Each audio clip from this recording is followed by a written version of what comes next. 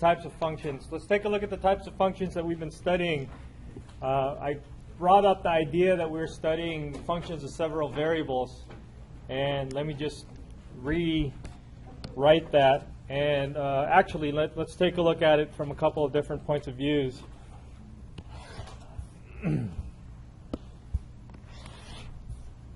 We have z is equal to f of xy, and the f of xy that we studied in great detail yesterday was the saddle.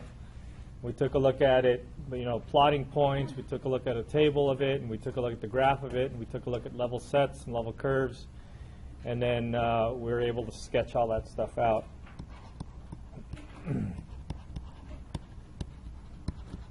We said that this is a function that takes something that's two-dimensional and brings it to a one-dimensional thing. And then we try to look at it from a graphical point of view where our domain lives in R2.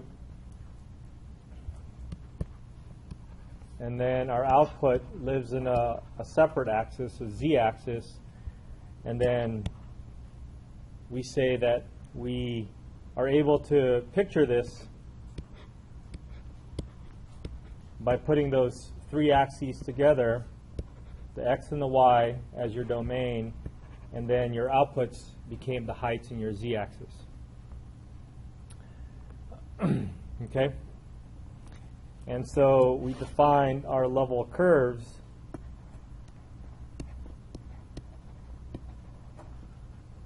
as your function equal to some constant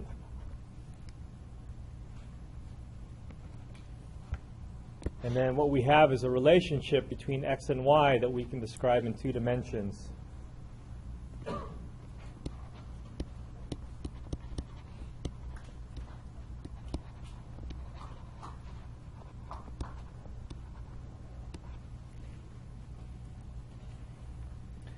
Okay?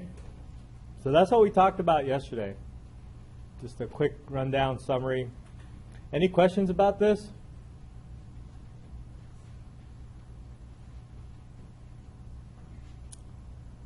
The best example would be taking a look at a topographical map, and then we could take a look at like a mountain range, and if we can describe a mountain range as a function, we could take those level curves and look at them as topographical maps. And then we took a look at two different types of level curves where we just see the contours, and then we also took a look at a density plot where we see the change in colors as your height increases and decreases. Do you guys have any questions about this? Yes? Can you explain the constant part? The constant part is equivalent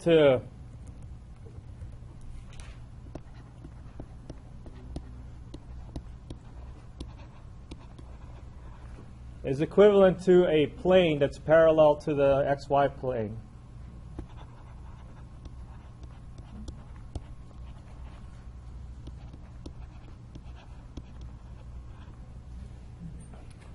And then we use that to cut the surface, and then we get a curve out of it.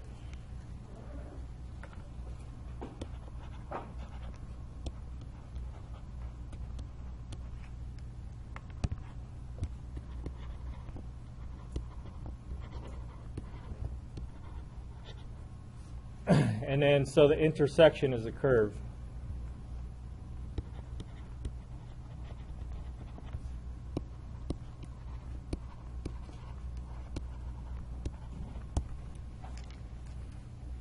Okay? Yes?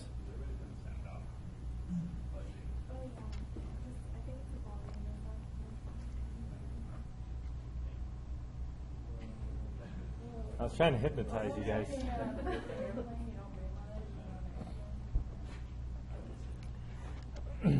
All right. Any other questions about this?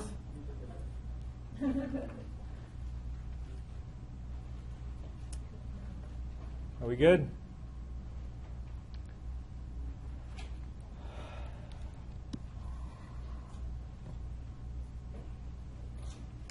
This is going to be a little intense. So let's.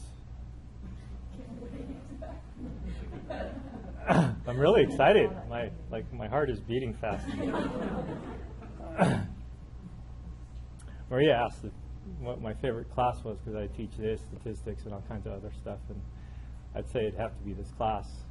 Over all the other calculus classes and stuff, and so I really like the geometry of this class, where I start talking about the calculus of not just functions, but of these types of functions, different types of functions, from vectors to functions of several variables. Really cool. All right, you ready for this? Yeah. All right. So I'm going to see if I can. Wait, before we do this.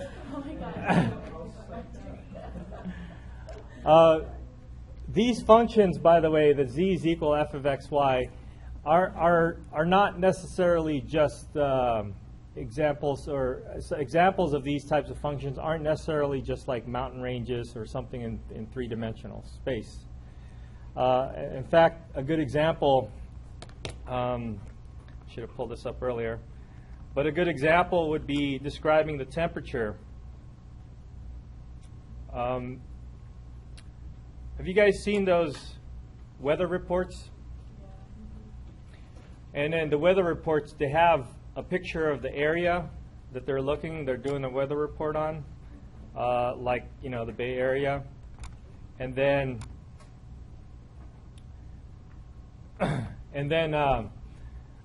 they have different colors, right? So the different colors, say the darker color has a colder temperature or something like that, and then the lighter color has higher temperature. So those are the same thing. They're functions of several variables. And if we could take a look at the variable as like a two-dimensional input, as like your longitude and latitude of where you are, and then the output is a temperature at that specific point, then you have a function of 3 dimensions. So the z isn't always the height. In that example that I just gave, a z is a temperature.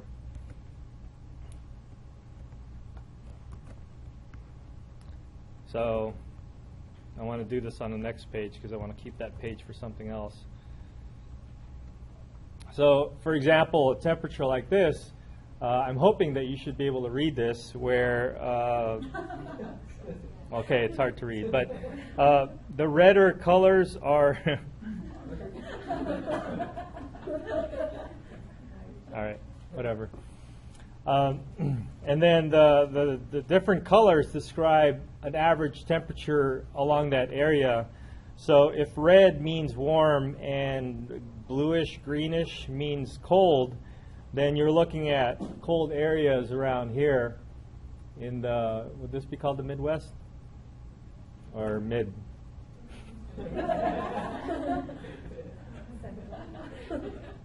Central.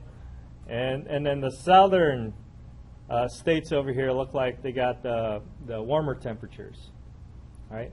And we can look at this not thinking about heights or anything, but the output is a temperature, and then the input would be the position that you are in 2 dimensions, longitude, latitude. Okay? So this is a good example of a contour map that's different from just slicing a mountain or a valley. Okay, now let's go back to the exciting part. So we're dealing with a function of several variables, and we spent all of our time yesterday dealing with two-dimensional inputs. But I also mentioned that you could have functions of not just 2 variables,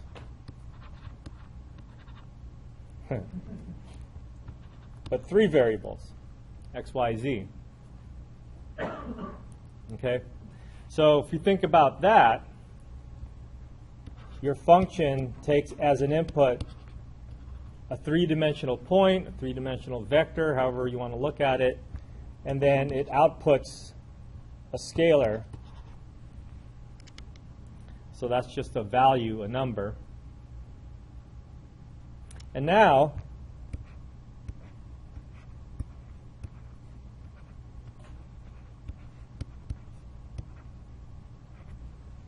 your input comes from something in 3 dimensions, and then your output would be a scalar.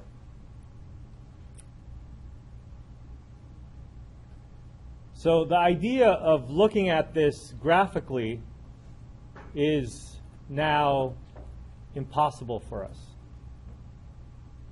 right? Because we live in 3 dimensions, so we can see in 3 dimensions. But if we were to try to picture this the way we traditionally have been picturing our functions, now we have to try to attempt to picture this in 4 dimensions.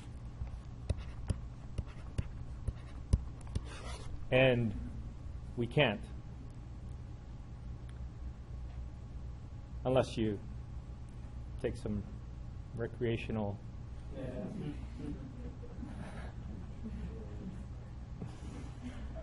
Oh.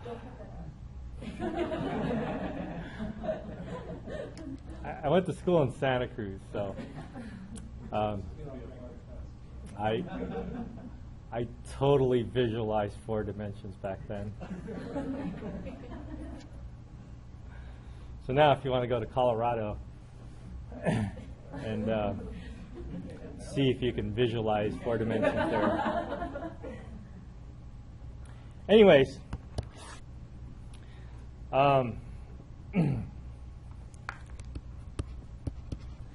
so the idea of trying to visualize this in 4 dimensions is not possible anymore. But we saw that for our 3-dimensional case, we were able to take a look at what we called level curves, right? All we did was we let the function equal a constant, and Brian asked, what's that constant? It's that z is equal to a constant makes a plane that cuts through our surface, and then we find that intersection. So let's see if we can write this out, this explanation out, for the function that we're dealing with. So in this case,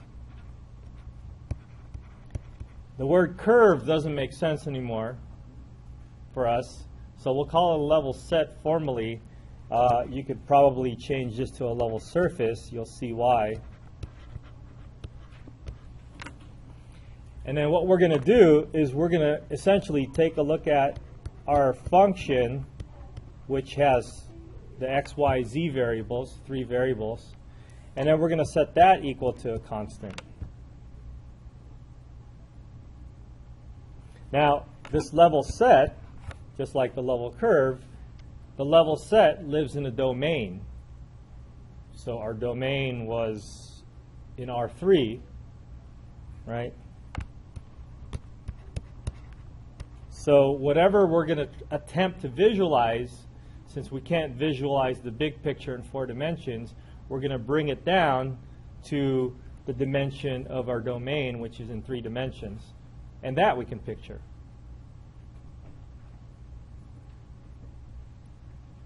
What does that mean? So let's take this sentence, phrase, or whatever this is, and our dependent variable in this case is w. So what we're essentially saying by setting up this equation is that we have a function or a relationship between x, y, and z that's equal to a constant. Well, actually, a relationship between x, y, and z that's equal to a variable w, but now we're going to let w equal to a constant. And what is this? W is equal to k is a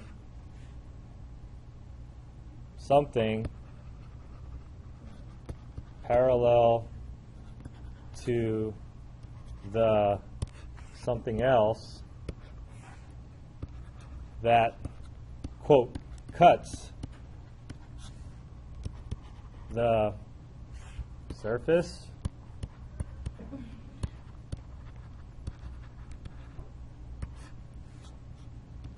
and results in a lot of blanks to fill in.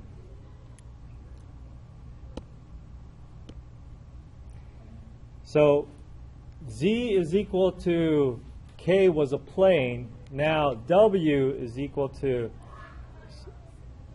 what do you suppose this would be? It's a 3D, well, it's actually not just a figure, but it's a 3D space. Parallel to the XYZ space that cuts the four-dimensional surface and results in a 3D, let's call it surface. 3D surface.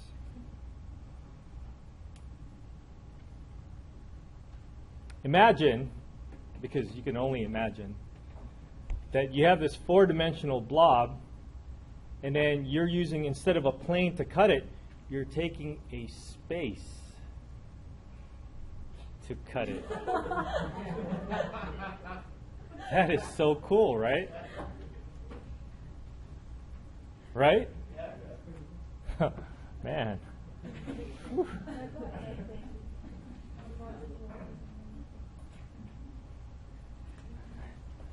If you're not visualizing anything, that's okay.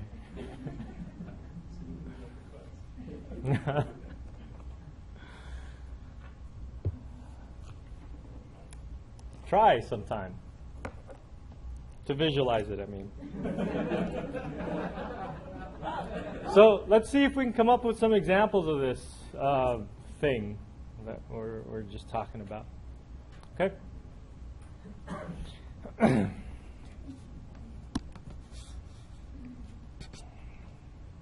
All right, so let's say our W is equal to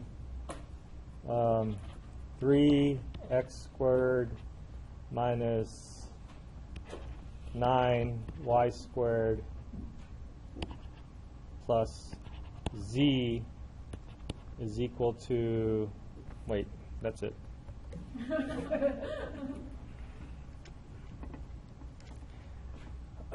Okay, let's try to see what this is going to look like for us. Well, in 4 dimensions, I don't know how it's going to look like. But let's take a look at some level surfaces, level sets.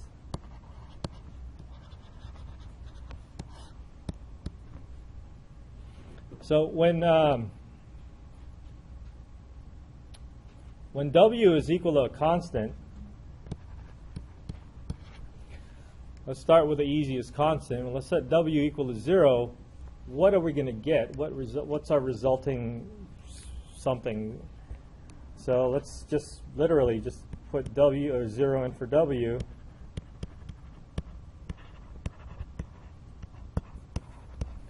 So at first glance, this would probably look kind of weird, but because you guys have studied your cortex, right, you should be able to move things around and get a glimpse of what this thing should look like. Close? A what? A saddle.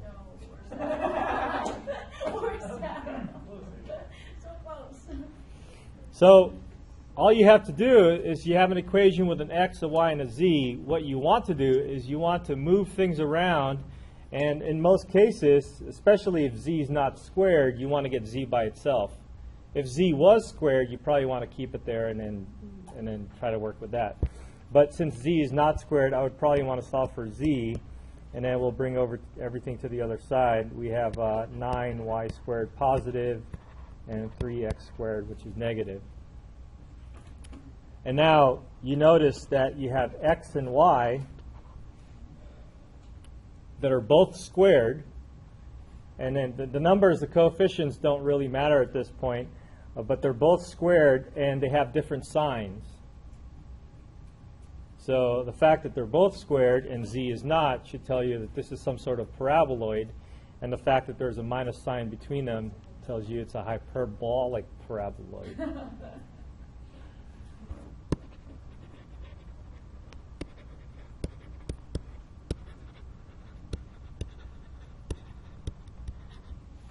So that's your surface. Okay? So at this point, I'll probably take my graphing tool out and then graph this so I can get an idea of what this thing might look like. But this is only one level set, right? So in general, when you have level sets, you want to find a few of them. So let's take another W and then do the same thing. 1 is equal to, that's a W, is equal to 3x squared minus y squared plus z. And again, z is not being squared, so I generally would want to solve for z by itself.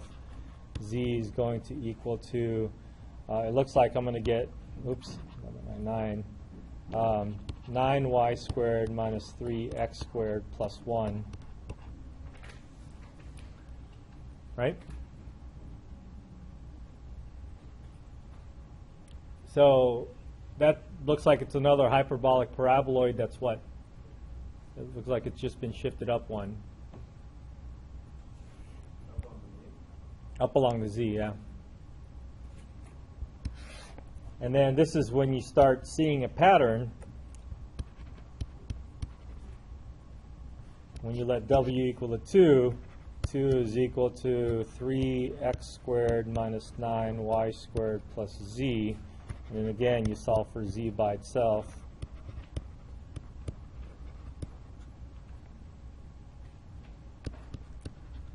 And it looks like it's being just, it's going to shift up and down depending on your whatever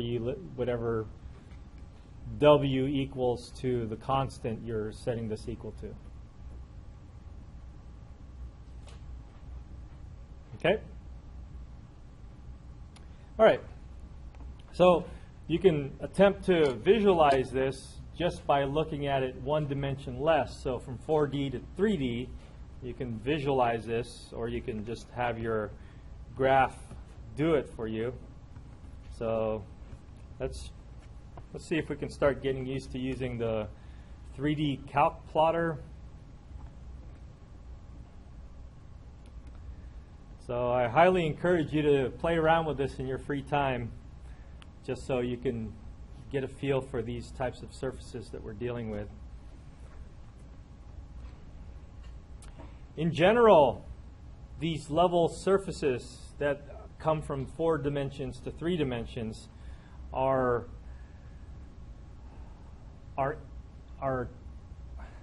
implicit plots. And what I mean by that is that there are plots where x, y, and z are put together. And it's fortunate sometimes that we could solve for z for some of these plots, but it's not always going to be the case. So in our example here, we can write z is equal to that function or those functions that we have drawn out. But in case that you can't solve for z by itself, you can do what's called an implicit surface to plot it. Okay. So I'm going to take advantage of the fact that we were able to solve for z by itself, and let's take a look at the graph of some of these things. So we got 9y squared minus, wait, is that right? 3x squared? And then the others, I have the same thing, except there's a plus 1, plus 2.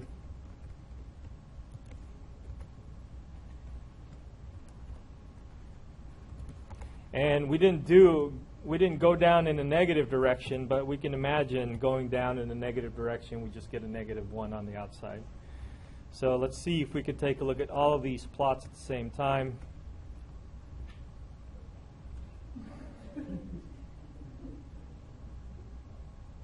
Maybe we'll just look at one at a time.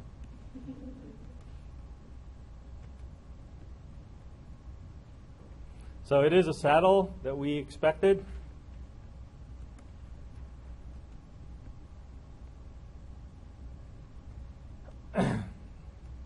And whatever the surface looks like in 4 dimensions, we know that a level set would look like this. Okay? Any questions? This is a slice. And slice in quotes, right? Because we're slicing not by cutting it with a plane like we're used to. That's how we slice things in three-dimensional world. But now we got to imagine a four-dimensional slice where you slice it with a space. Yeah.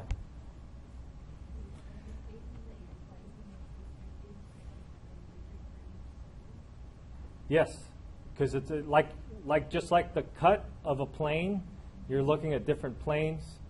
The cut of a three-dimensional space, you're looking at different spaces.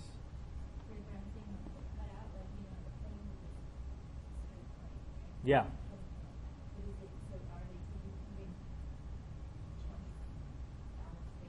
If we're going in increments of 0, 1, 2, 3, then those are even spaces.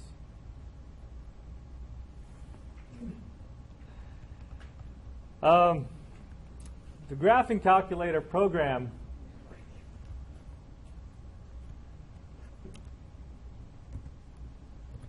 is an interesting program because it attempts to draw things in 4 dimensions.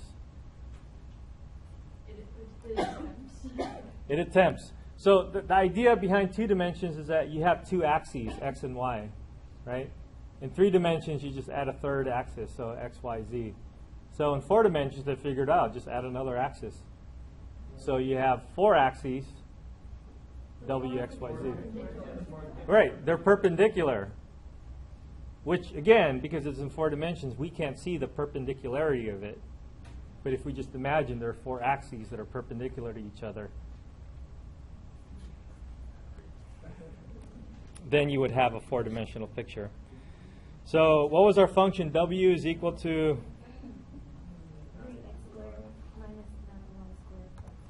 x squared minus 9y squared plus z.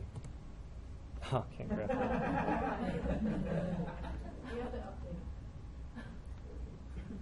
I think you can graph it if.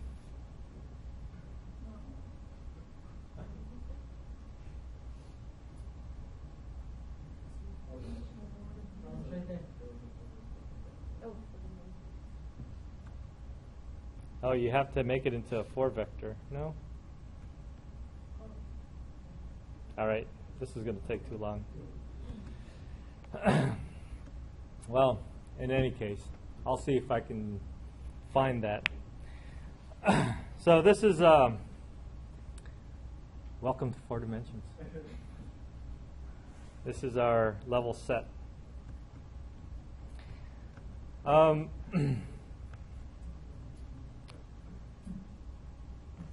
Oh, I guess we should take a picture of that.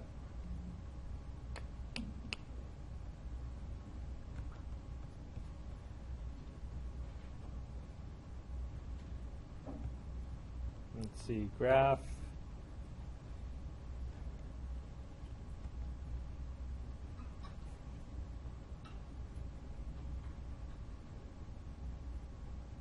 There's also a slice from the whole 4D thing. Yeah. So if we have a slice, then we just do the whole thing if we have one slice. Well, yeah, if you have one slice and then you stack up all not just one, but if you have all these slices, you can stack them all up and try to imagine how it would look like. And why is it impossible to have something? Because you still can't see in the 4th dimension. Because our eyes can only see in 3 dimensions.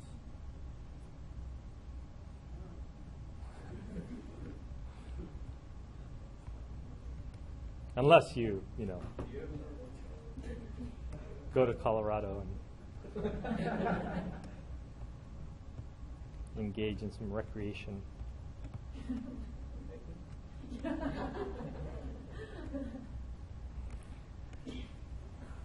Yeah, we'll call it hiking. If you hike just the right amount, if you hike too much, you get too tired, right? You're not going to be. If you don't hike enough, You're not there yet. So if you hike just the right amount, then you can. You get hungry, but that's okay because.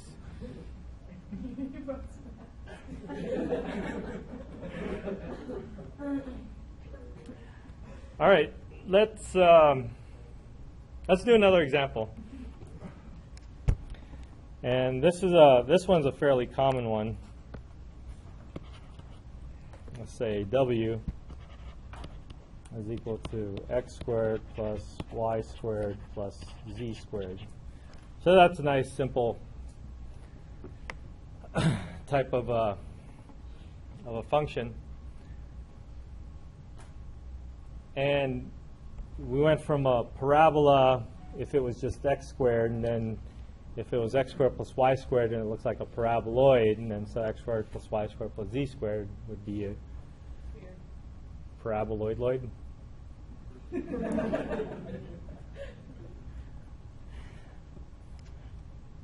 Anyways, let's take a look at level sets of this. Well,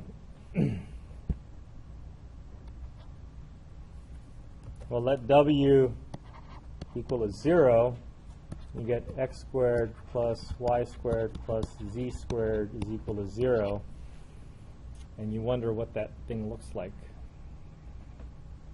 Can you imagine what this thing looks like?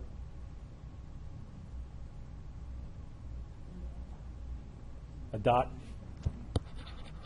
So the only way you would get anything out of this is if all of x, y, and z are 0, right? Because they're all positive, they're not going to negate each other out. So the only way you can get anything out of this is that if x, y, and z are all equal to 0. So that's just the point at the origin.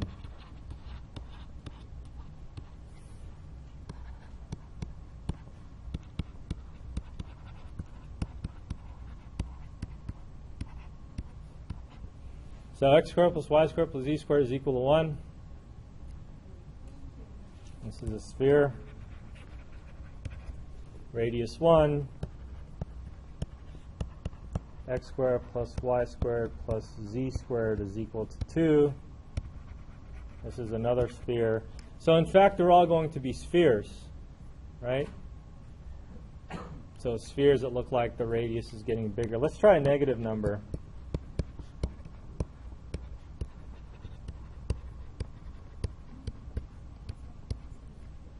Not possible. So if you make your cuts negative, it's not going to happen. So it's not going to be possible for us anymore. So it looks like for this particular example, you can only consider positive values. Okay? So for this, I think if we were to attempt to draw it, this would just be spheres that are going outward, right? Concentric spheres, they call it sometimes. And this is one example where I have to be forced to do an implicit surface plot because I can't solve for z by itself.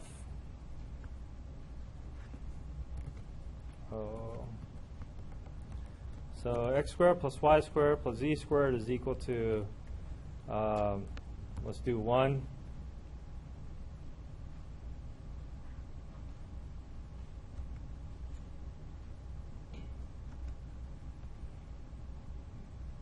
Can we do another one?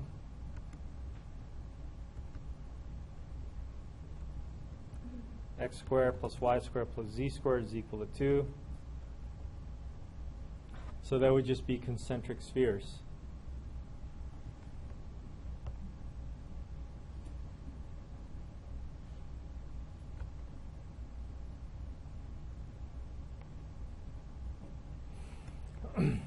Okay.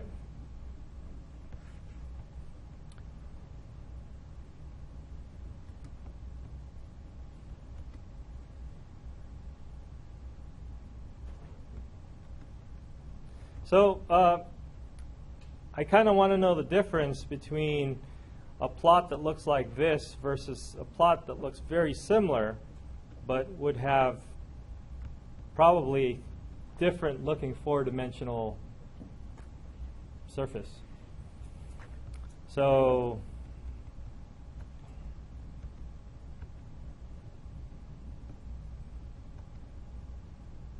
our example of x squared plus y squared plus z squared is equal to w is kind of like an extension of a paraboloid.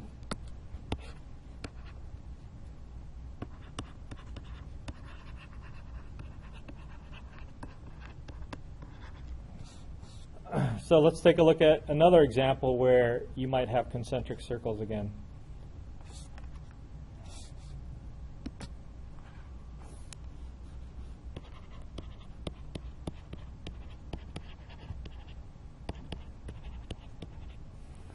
So instead of saying w equals to this, what if we this time let w squared equal to x squared plus y squared plus z squared?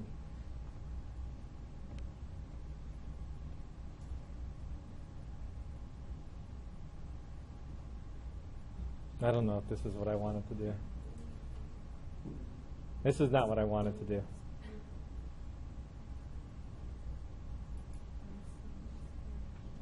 Yeah, I wanted to do a sphere, but I don't think this is a sphere. Right? So you have a 3D shape like a paraboloid, and you slice it to get a parabola. Well, it depends on how you slice it, right? Well, If, what if it's like so if you have a paraboloid let's do a 2D equivalent of this. Z is equal to x squared plus y squared.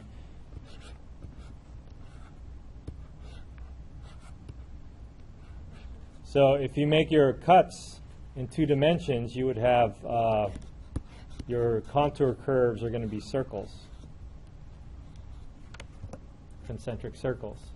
So in 3 dimensions, if you make your cut there, your sets are going to be spheres, concentric spheres. So you could slice it differently and get a different shape. Yeah. You can slice it differently. We're not going to do that, but you can imagine slicing it differently by letting not w equal to a constant, but if you let x, y, or z equal to a constant. And then if you let x, y, or z equal to a constant, then you'll get those paraboloids. Just like if you let x or y here equal to constants, then you get parabolas.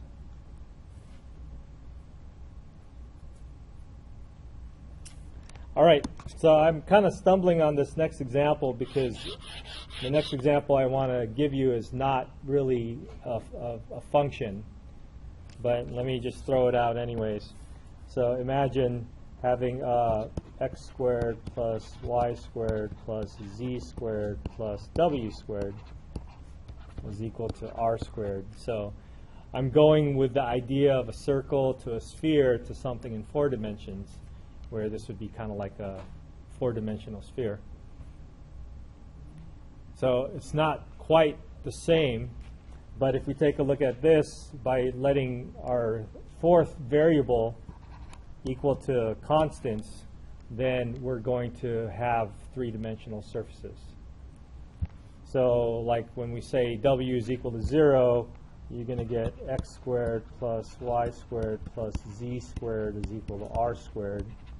So that's your sphere. If you let w is equal to 1, x squared plus y squared plus z squared plus 1 is equal to r squared. So this is going to be another sphere if we bring the 1 over to the other side. So we can have another set of concentric spheres.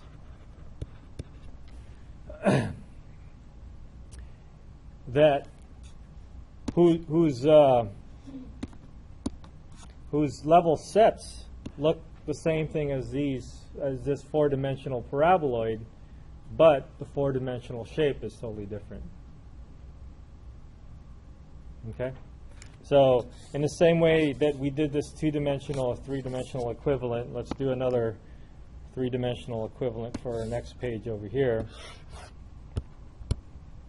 In 3D, we have x squared plus y squared plus z squared is equal to r squared. So we know in 3 dimensions that this is a sphere. And if we make our cuts our level curves are going to look like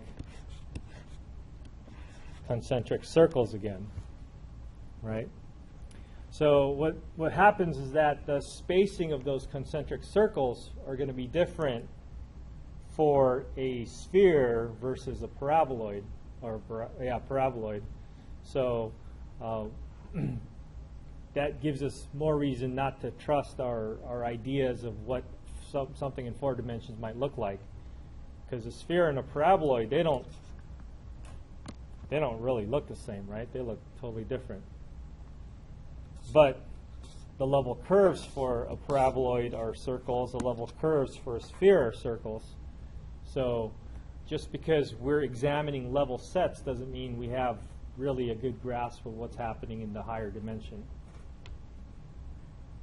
But we can tell that they're different because the spacing of this would be different for a sphere versus a paraboloid.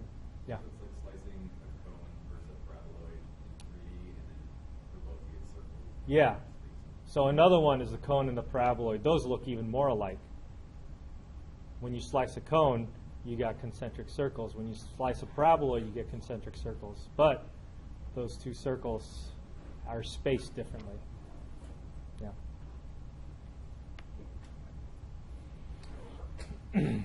Okay.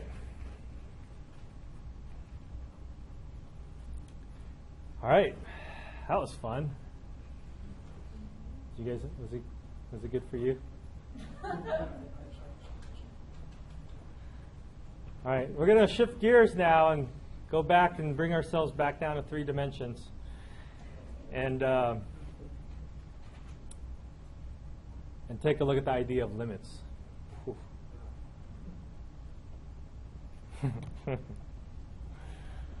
Okay, limits.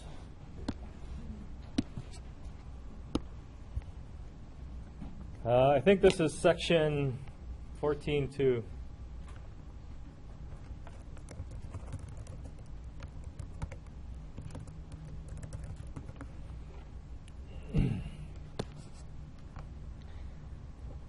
So, from calculus, 1, limits.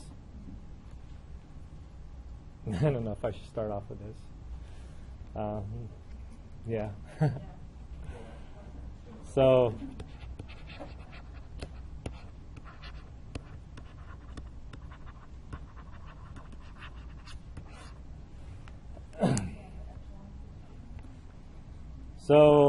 the definition, the formal definition for a limit is for every epsilon bigger than 0, there exists a delta bigger than 0 such that if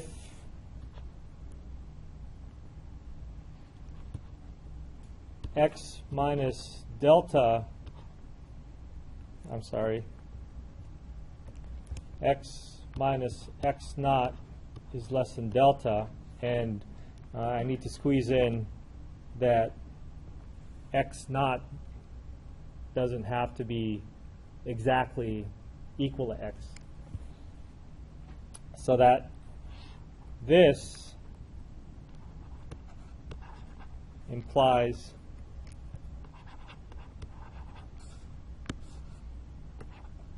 that the difference between f of x and L is less than epsilon. And then we say that the limit as x approaches x naught of f of x is equal to L.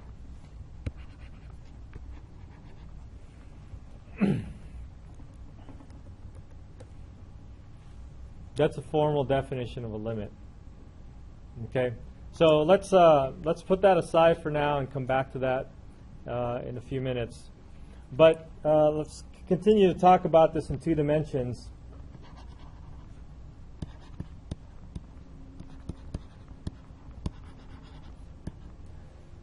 For functions that only take a real number and off to another real number. For functions f that take r to r, we have the limit as x approaches x naught of the function equal to L to mean graphically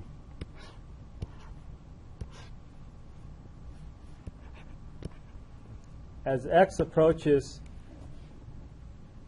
x naught from the left and x approaches x naught from the right, if they land to the same value, same y value, then you have a limit.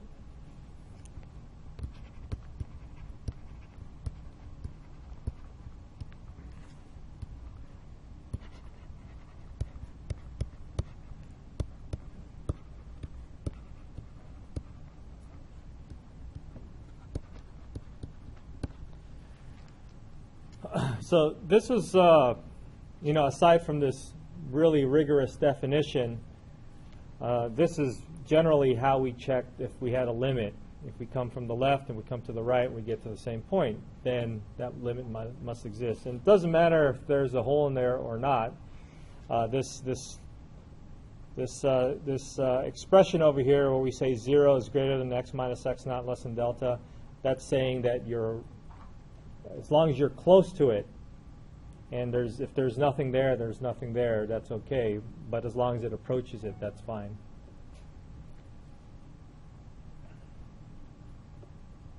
So the epsilon delta story comes in like this. Let me just redraw this.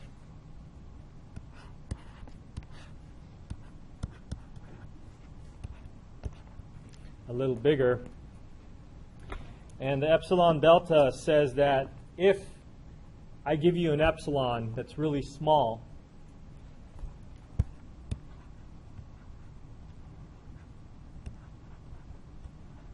and then you make a little distance that's epsilon away from L, going up and going down, then you should be able to find a delta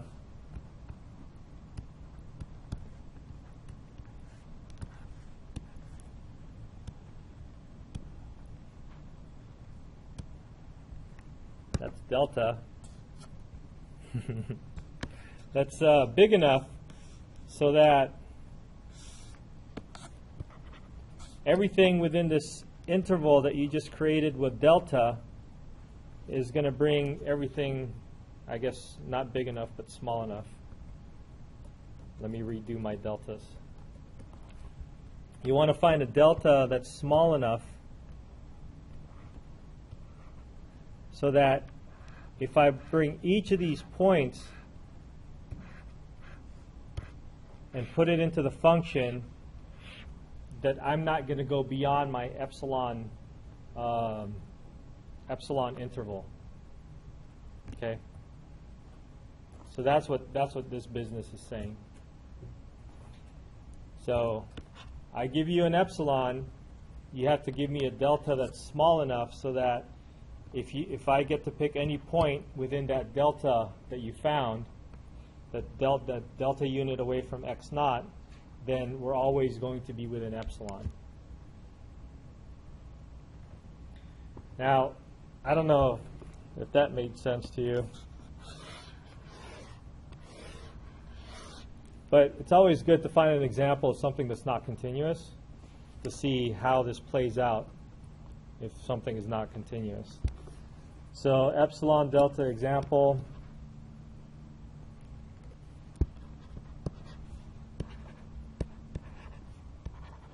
Where it's not continuous.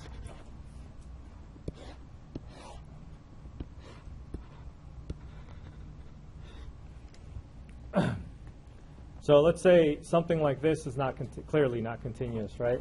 At x naught. And so if somebody thought this was continuous, then they'd be able to give me an L, right? And I guess I can pick either of these L's. Let's say this is the L that somebody gave me. So I'm going to give you an epsilon. So what if we let epsilon be this big? Right? This is epsilon. Can you find me an interval around x naught that's small enough so that if I pick any point from either side within this delta, I'm going to be within this epsilon? No. So regardless of how small you make this, it has to be coming from both sides, right? Regardless of how small you make this, I can find points on the right side of that interval that would probably land me in my epsilon. But if I pick another point on the left side of the interval, I'm not going to be within the interval that I want in my y. Okay? All right. So that was a quick review of Calc 1. Let's take this up to another dimension. And taking this up to another dimension is actually going to give us a lot more issues and a lot more problems. That's too bad, huh? So let me introduce you to my surface.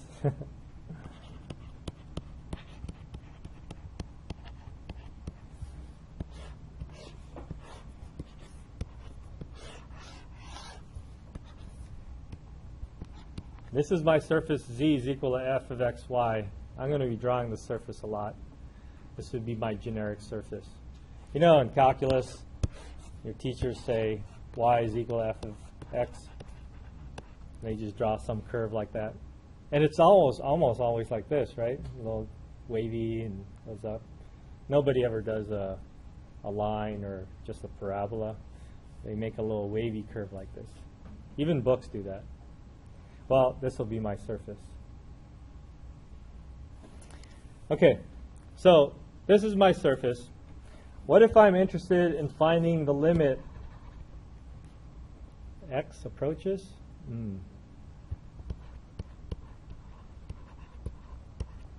The domain is two-dimensional, right? So I can't just say x approaches x naught anymore. I have to find a point in my domain that approaches. I have to find what? A point in How are we going to define a limit this way? What is going to approach what? I can't write limit as x approaches x naught anymore because my domain is two-dimensional. So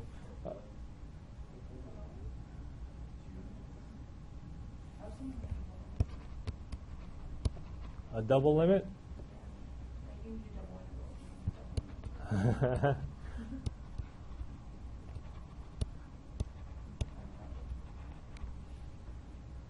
Double limit? Whoa. I don't know. That's kind of interesting. Radius. What are you thinking, radius? Yeah, Ryan, stop talking crazy. Yeah. Come on, give me some more. Talk crazy. What? Like an epsilon radius. You know, it turns out that you can't just approach from x to x naught or from y to y naught. It turns out that you want to get from a point, an arbitrary point xy to x naught, y naught. So I think, to me, splitting this up to two different limits means something that is not as precise as we need to be. And what we need to do instead of doing this is take the limit as some arbitrary point xy approaches x naught, y naught of this function. Okay, so which means we're not going to restrict ourselves in just straight lines going to x naught.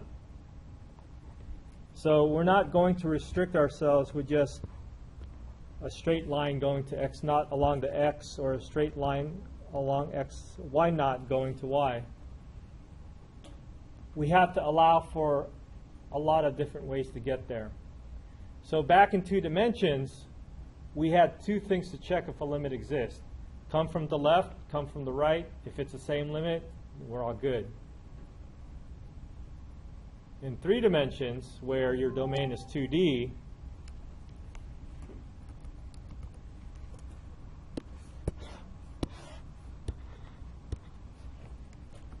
we have to, well, we can think about it as coming from the left, coming from the right,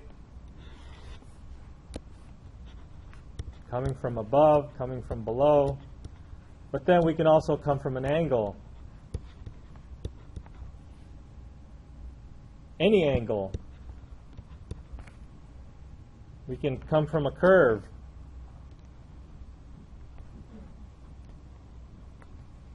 Any curve. So the point is that there's an infinite number of paths to get to x naught, y naught. Not just 2. 2 dimensions was easy. You come from the left, come from the right, and then you're done. So in 3 dimensions, it's a little bit more complicated. So we have to acknowledge the idea that there are infinitely many paths to get to the point x naught, y naught.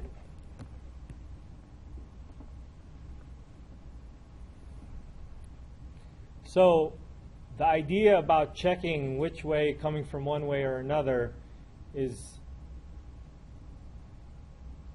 well, maybe we can take advantage of that. What if we come from one path and then we come from another path and they're the same? Does that mean that the limit exists? Yes. Oh, no. Does that mean that the limit exists?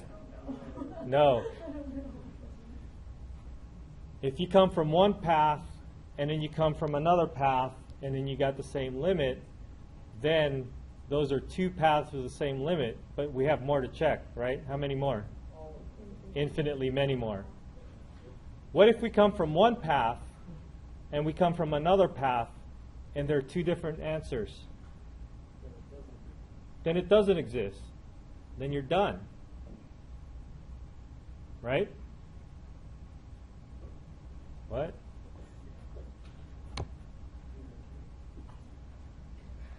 So we could take advantage of this idea that there are infinitely many paths, because if you take 2 paths and it doesn't exist, then we can say the limit doesn't exist and we're done. But if you take 2 paths and the same, then we still have an infinitely many more to check. So in that case, we're going to have to rely on the epsilon delta. And the epsilon delta will involve this circle. So let's see if we could do a quick example.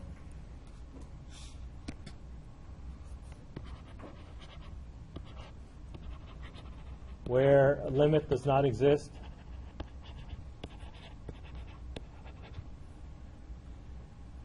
Do I know any off the top of my head?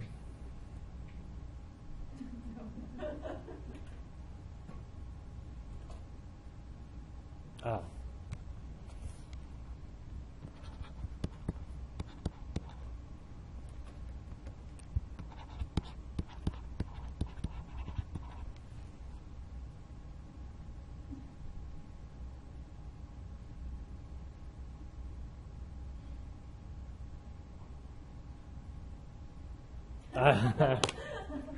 I better check the book.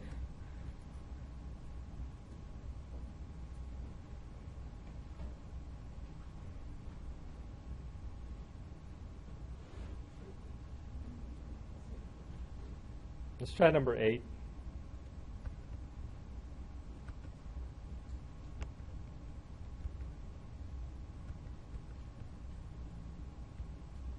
Oh, that's an ln. Never mind. Let's try number 7. Oh, wait.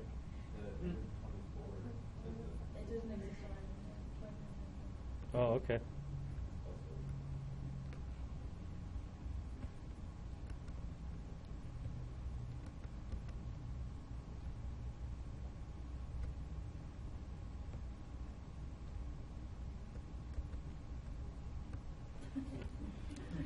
So we have this thing, and we're saying that they're saying that the limit exists. Is that a 6 or a 5?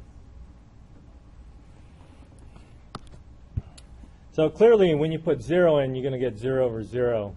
No L'Hopital's rule here, right? So we're going to have to do something else. We have to find different paths to get there.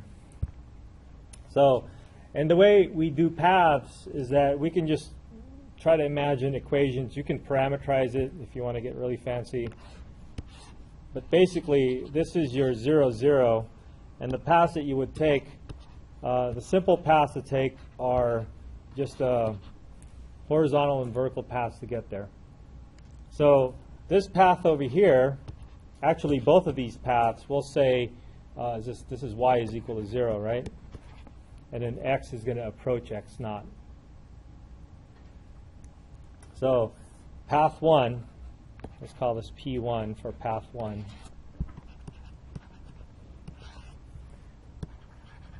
Let y equal to 0, and then let x approach x naught, which x naught, by the way, is equal to 0. So what we're going to do is, from the beginning,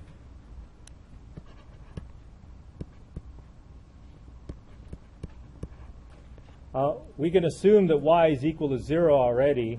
So we'll have x times 0 cubed over x squared plus 0 to the 6th power. And before you even take a limit, this thing is already 0, right? So if you go along the path along the x-axis, you're going to land at a height of 0. Let's take our second path, where x is equal to 0. Let's call this path 2. Let x equal to 0 this time, and then we're going to let y approach y naught, which is equal to 0. So we're going to take the limit as y approaches 0 of x is equal to 0, and then y cubed over x is equal to 0 again, plus y to the 6th. And this is equal to 0. So we got two different paths that gave us the same value. Okay, so it's equal to 0 from those two different paths, which means we have an infinite more paths to go. Let's keep going. Let's try a diagonal path where P3, where x is equal to y. So in this case, we'll let P3 let x equal to y, and it doesn't matter which one is which. We're going to let x approaches 0 because they're the same. So limit as x approaches 0 of x times y is equal to x, right? So we'll replace that with x cubed, x squared plus x to the 6th. What is this limit going to equal to?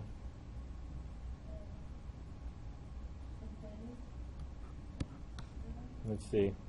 We have to do some math, huh? So limit as x to the 4th over x squared plus x to the 6th. So what happens when you put 0 in there? After you do L'Hopital's, maybe 4 or 5 times? What do you get?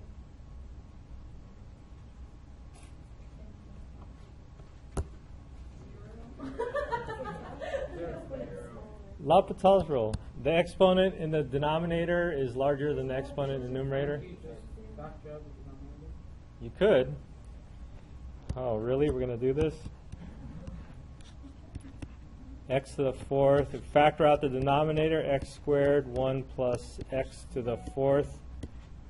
So we're able to cancel two of them out. This is still x squared over 1 plus x to the fourth. If you take L'Hopital's rule twice, what are you going to get? Or you're going to get A number. over an x.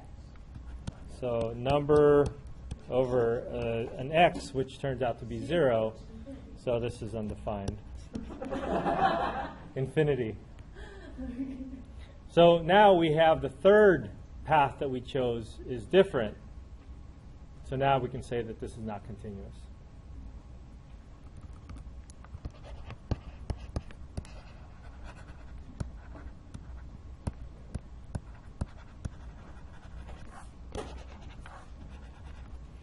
Okay? All right. I want to show you one more thing. What?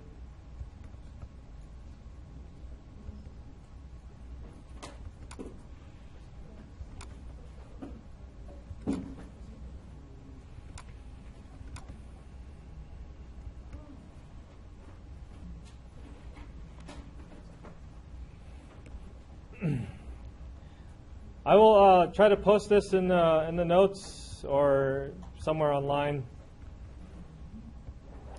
But in terms of reviewing for your exam, I thought about trying to come up with more problems and different problems to review. And I thought, well, that's a lot of work. So instead, what I did was I took a look at the review questions from each of the chapters that the test is going to cover, and I basically eliminated a couple of problems that I know for sure will not be on the test. And so what's left here on the board are problems that could possibly be on the test. And so what I did was I decided to pick and choose problems that are similar to these problems. And I started to make up the exam by using those sample problems. There is going to be one or two that are going to be probably not on this list. I don't know, it might be a little bit more challenging, but that's just going to be part of the test. Okay. At this point, I think I have 6 questions so far. And, you know, they have multiple parts, so. Maybe that turns out to be 24 questions. I don't know. Each review section at the end of the chapter has a bunch of true-false questions. And so I was thinking about picking from those. Okay?